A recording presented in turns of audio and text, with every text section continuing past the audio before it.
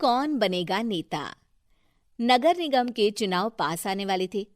पूरे कानपुर शहर में टिकट को लेकर मारामारी शुरू थी, लेकिन सबसे ज्यादा चर्चा में वार्ड नंबर 40 की सीट थी। वो इसलिए क्योंकि इस बार वहां की सीट महिला के लिए आरक्षित थी।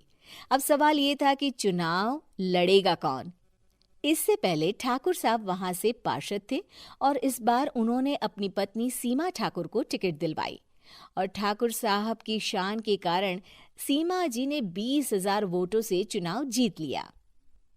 अरे बधाई हो सीमा भाभी, अब तो आप वार्ड की पार्षद बन गई हैं। अब तो हमारे काम आप ही करवाएंगी। अरे ये तो सिर्फ नाम की पार्षद बनी है, वो तो महिला सीट आ गई, वरना पार्षद तो मुझे ही बनना था। अब भले ही चेहरा इसका होगा, लेकिन पावर तो मेरी ही होगी। अरे वाह भाई साहब, क्या दिमाग लगाया है आपने भी। आइए आप लोग, खाना लगा दिया है सबके लिए। सीमा जी पार्षद बन चुकी थी, फिर भी उनकी एक ना चलती। सारे काम ठाकुर साहब खुद ही संभाल लेते और जहां जरूरत पड़ती वहां सीमा जी का अंगूठा लगवा लेते। सीमा जी ज्यादा पढ़ी लिखी भी नहीं थी। एक दिन ठाकुर साहब और सीमा एक प्रोग्राम में जाते हैं। अरे ठाकुर साहब, आप आ गए। ओहो, पार्षद मैडम भी आ गई हैं। स्वागत है आप दोनों का। लगता है हमारे पार्षद फंड का सही इस्तेमाल हो रहा है। चलिए अब उद्घाटन करते हैं।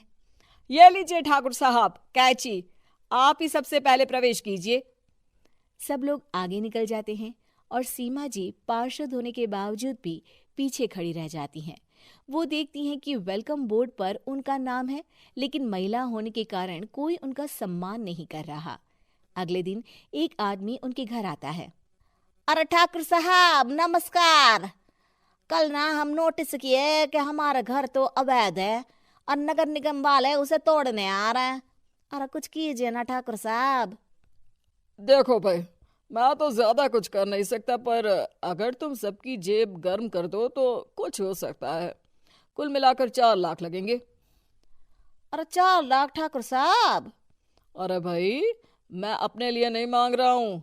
दरोगा है, इंजीनियर बाबू है, बड़े साहब है, सबको देना पड़ता है ना थोड़ा थोड़ा। बोलो है मंजूर? तभी वहां अचानक सीमा जी आ जाती हैं। अरे ये आप क्या कर रहे हैं? पहले इन्हीं लोगों से तो आपने वोट मांगे, अब इनसे ही पैसे ले रहे हो। अरे चुप रहो तुम। तुम्हारा काम है सिर्फ अंगूठा लगाना, तुम वही किया करो। मुझे दूसरे काम तुम मत सिखाओ, समझी?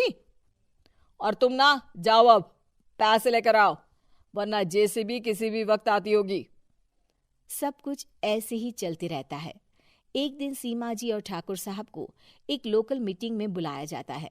वहां पर कई और अधिकारी लोग भी मौजूद रहते हैं। अब मैं चाहूंगा कि ठाकुर साहब हमारे बीच 2 शब्द कहें।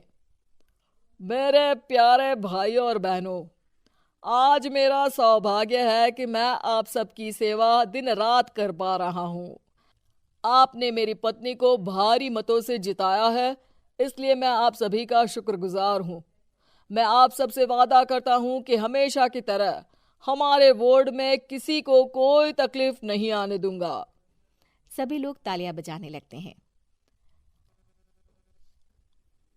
अब मैं माननीय पार्षद मैडम को स्टेज पे बुलाना चाहूंगा।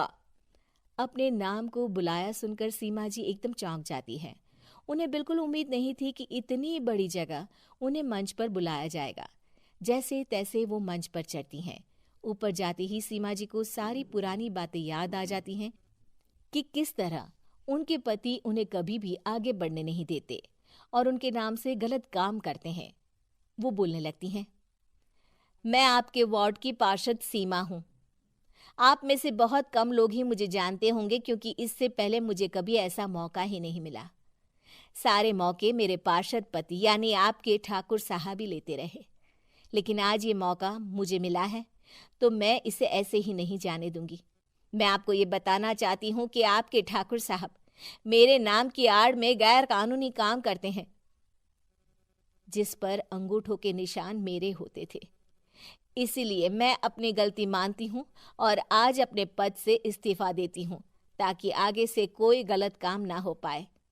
अब फैसला आप सबके हाथ में है कि आप हमें क्या सजा देना चाहते हैं। सीमा जी की बातें सुनकर ठाकुर साहब के चेहरे का रंग उड़ जाता है और वो शर्म से मुंह नीचा करके वहां से चले जाते हैं और पद से इस्तीफा देकर ही सही सीमा जी अपने आप में आत्मविश्वास महसूस करती हैं।